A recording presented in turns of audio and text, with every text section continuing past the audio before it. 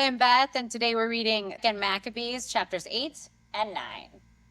Meanwhile, Judas, who was also called Maccabeus, and his companions secretly entered the villages and summoned their kindred, and enlisted those who had continued in the Jewish faith. And so they gathered about 6,000, implored the Lord to look upon the people who were oppressed by all, and to have pity on the temple that had been profaned by the godless, to have mercy on the city that was being destroyed and about to be leveled to the ground, to hearken to the blood that cried out to him, to remember also the lawless destruction of the innocent babies and the blasphemies committed against his name, and to show his hatred of evil. As soon as Maccabeus got his army organized, the Gentiles could not withstand him, for the wrath of the Lord had turned to mercy.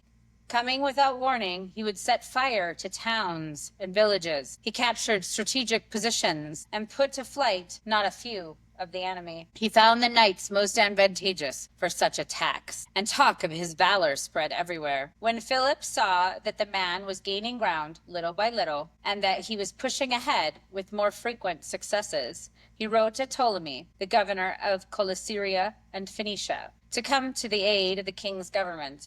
Then Ptolemy promptly appointed Nicanor, son of Patroclus, one of the king's chief friends, and sent him in command of no fewer 20,000 Gentiles of all nations to wipe out the whole race of Judea. He associated him with Gorgias, a general and a man of experience in military service. Nicanor determined to make up for the king the tribute due to the Romans, 2,000 talents, by selling the captured Jews into slavery. So he immediately sent to the towns on the seacoast, inviting them to buy Jewish slaves and promising to hand over 90 slaves for a talent, not expecting the judgment from the Almighty that was about to overtake him. Word came to Judas concerning Nicanor's invasion, and when he told his companions of the arrival of the army, those who were cowardly and distrustful of God's justice ran off and got away. Others sold all their remaining property, and at the same time implored the Lord to rescue those who had been sold by the ungodly Nicanor before he ever met them. If not for their own sake, then for the sake of the covenants made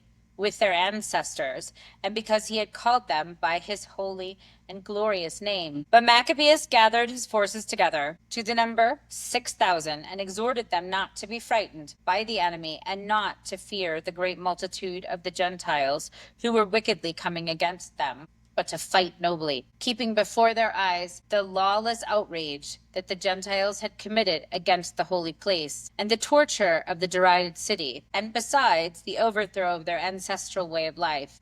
For they trust to arms and acts of daring, he said. But we trust in the Almighty God, who is able, with a single nod, to strike down those who are coming against us, and even, if necessary, the whole world. Moreover, he told them of the occasions when help came to their ancestors, how in the time of Sennacherib, when 185,000 perished, and in the time of the battle against the Galatians that took place in Babylonia, when 8,000 Jews fought along with 4,000 Macedonians.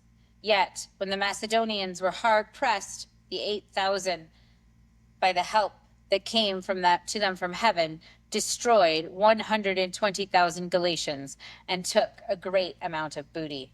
With these words, he filled them with courage and made them ready to die for their laws and their country. Then he divided his army into 4 parts. He appointed his brothers also, Simon and Joseph and Jonathan, each to command a division, putting 1,500. Besides, he appointed Eleazar to read aloud from the holy book, and gave the watchword, the help of God. Then, leading the first division himself, he joined battle with Nicanor. With the Almighty as their ally, they killed more than 9,000 of the enemy, and wounded and disabled most of Nicanor's army, and forced them all to flee. They captured the money of those who had come to buy them as slaves. After pursuing them for some distance, they were obliged to return because the hour was late. It was the day before the Sabbath, and for that reason they did not continue their pursuit. When they had collected the arms of the enemy and stripped them of their spoils, they kept the Sabbath, giving great praise and thanks to the Lord, who had preserved them for that day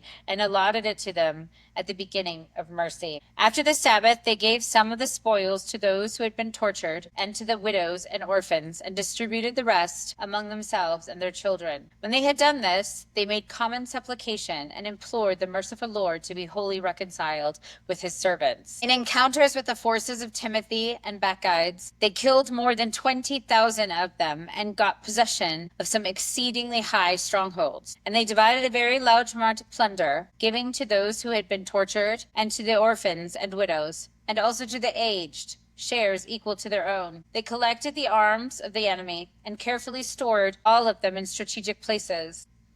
The rest of the spoils they carried to Jerusalem. They killed the commander of Timothy's forces, a most wicked man, and one who had greatly troubled the Jews. While they were celebrating the victory in the city of their ancestors, they burned those who had set fire to the sacred gates, Calisthenes and some others who had fled into one little house. So these received the proper reward for their impiety. The thrice accursed Nicanor, who had brought the 1,000 merchants to buy the Jews, having been humbled with regarded as of the least account, took off his splendid uniform and made his way alone, like a runaway slave, across the country until he reached Antioch, having succeeded chiefly in the destruction of his own army. So he who had undertaken to secure tribute for the Romans by the capture of the people of Jerusalem proclaimed that the Jews had a defender, and that therefore the Jews were invulnerable, because they followed the laws ordained by him. About that time, as it happened, Antiochus had retreated in disorder from the region of Persia. He had entered the city called Persepolis and attempted to rob the temples and control the city. Therefore the people rushed to the rescue with arms, and Antiochus and his army were defeated, with the result that Antiochus was put to the flight by the inhabitants and beat a shameful retreat. While he was in Ecbatana, news came to him of what had happened to Nicanor and the forces of Timothy. Transported with rage, he conceived the idea of turning upon the Jews the injury done by those who had put him to flight. So he ordered his charioteer to drive without stopping until he completed the journey. But the judgment of heaven rode with him. For in his arrogance he said, "When I get there, I will make Jerusalem a cemetery of Jews." But the all-seeing Lord, the God of Israel, struck him with an incurable and invisible blow. As soon as he stopped speaking, he was seized with pain in his bowels, for which there was no relief, and with sharp internal tortures, and that very justly, for he had tortured the bowels of others with many and strange inflictions. Yet he did not in any way stop his insolence, but was even more filled with arrogance, breathing fire in his rage against the Jews, and giving orders to drive even faster. And so it came about that he fell out of his chariot as it was rushing along, and the fall was so hard as to torture every limb of his body. Thus he who only a little while before had thought his superhuman arrogance that he could command the waves of the sea, and had imagined that he could weigh the high mountains in a balance, was brought down to earth and carried in a litter, making the power of God manifest to all. And so the ungodly man's body swarmed with worms, and while he was still living in anguish and pain, his flesh rotted away. And because of the stench, the whole army felt revulsion at his decay. Because of his intolerable stench, no one was able to carry the man, who a little while before had thought that he could touch the stars of heaven. Then it was that, broken in spirit, he began to lose much of his arrogance, and had come to his senses under the scourge of God. For he was tortured with pain every moment, and when he could not endure his own stench, he uttered these words, "It is right to be subject to God. Mortals should not think that they are equal to God." Then the abominable fellow made a vow to the Lord, who would no longer have mercy on him, stating that the holy city, which he was hurrying to level to the ground and to make a cemetery, he was now declaring to be free. And the Jews, whom he had not considered worthy burying, but had planned to throw out with their children for the wild animals and for the birds to eat, he would make all of them equal citizens of Athens. And the holy sanctuary, which he had formerly plundered, he would adorn with the finest offerings, and all the holy vessels he would give back many times over. And the expenses incurred for the sacrifices he would provide from his own revenues. And in addition to all of this, he also would become a Jew and would visit every inhabited place to proclaim the power of God. But when his sufferings did not in any way abate, for the judgment of God had justly come upon him, he gave up all hope for himself and wrote to the Jews the following letter in the form of a supplication. This was its content. To his worthy Jewish citizens, Antiochus their king and general sends hearty greetings and good wishes for their health and prosperity. If you and your children are well and your affairs are as you wish, I am glad, as my hope is in heaven. I remember with affection your esteem and goodwill. On my way back from the region of Persia, I suffered an annoying illness, and I have deemed it necessary to take thought for the general security of all. Do not despair of my condition, for I have good hope of recovering from my illness. But I observed that my father, on the occasions when he made expeditions into the upper country, appointed his successor, so that if anything unexpected happened or any unwelcome news came, the people throughout the realm would not be troubled, for they would know to whom the government was left. Moreover, I understand how the princes along the borders and the neighbors of my kingdom keep watching for opportunities and waiting to see what will happen. So I've appointed my son Antiochus to be king, who I have often entrusted and commanded to most of you when I hurried off to the upper provinces. And I have written to him what is written here. I therefore urge and beg you to remember the public and private services rendered to you and to maintain your present goodwill, each of you, toward me and my son. For I am sure that he will follow my policy and will treat you with moderation and kindness. So the murderer and blasphemer, having endured the most intense suffering, such as he had inflicted on others, came to the end of his life by a most pitiable fate among the mountains in a strange land. And Philip, one of his courtiers, took his body home, and then, fearing the son of Antiochus, he withdrew to Ptolemy Philometor in Egypt. 1 John chapter 3. Consider how much love the Father has given to us, that we should be called children of God. Therefore, the world does not know us, because it did not know him. Beloved, now we are children of God, and it has not yet been revealed what we shall be. But we know that when he appears, we shall be like him, for we shall see him as he is. Everyone who has this hope in him purifies himself, just as he is pure. Whoever practices sin breaks the law, for sin is lawlessness. You know that he was revealed to take away our sins. In him there is no sin. Whoever remains in him does not sin. Whoever sins has not seen him and does not know him. Little children, let no one deceive you. The one who does righteousness is righteous, just as the Messiah is righteous. Whoever practices sin is of the devil, for the devil has been sinning from the beginning. For this purpose the Son of God was revealed, that he might destroy the works of the devil. Whoever has been born of God does not practice sin, for his seed remains in him, and he cannot keep on sinning because he has been born of God. In this, the children of God and the children of the devil are revealed. Whoever does not live in righteousness is not of God, nor is the one who does not love his brother. For this is the message that you heard from the beginning. We should love one another, not like Cain, who was of the wicked one, and murdered his brother. And why did he murder him? Because his own works were evil, and his brother's works were righteous. Do not marvel, my brothers, if the world hates you. We know that we have passed from death to life, because we love the brothers. Whoever does not love his brother remains in death. Whoever hates his brother is a murderer, and you know that no murderer has eternal life remaining in him. By this, we know that the love of God, that he laid down his life for us, and we ought to lay down our lives for the brothers. Whoever has the world's goods and sees his brother in need, but closes his heart with compassion for him, how can the love of God remain in him? My little children, let us not love in word and speech, but in action and truth. By this we know that we are of the truth, and shall reassure our hearts before him. For if our heart condemns us, God is greater than our heart, and knows everything.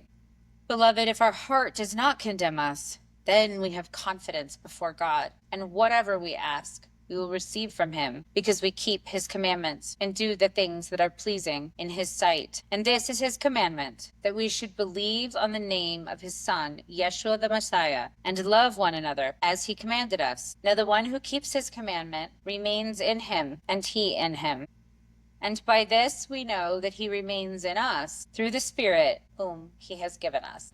Psalm 25.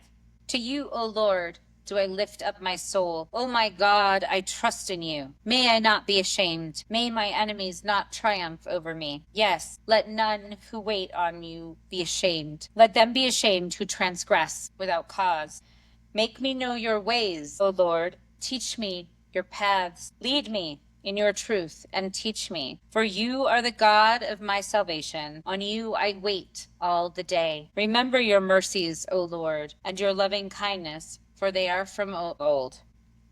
Do not remember the sins of my youth or my transgressions. According to your loving kindness, remember me on account of your goodness, O Lord. Good and upright is the Lord. Therefore he will teach sinners in the way.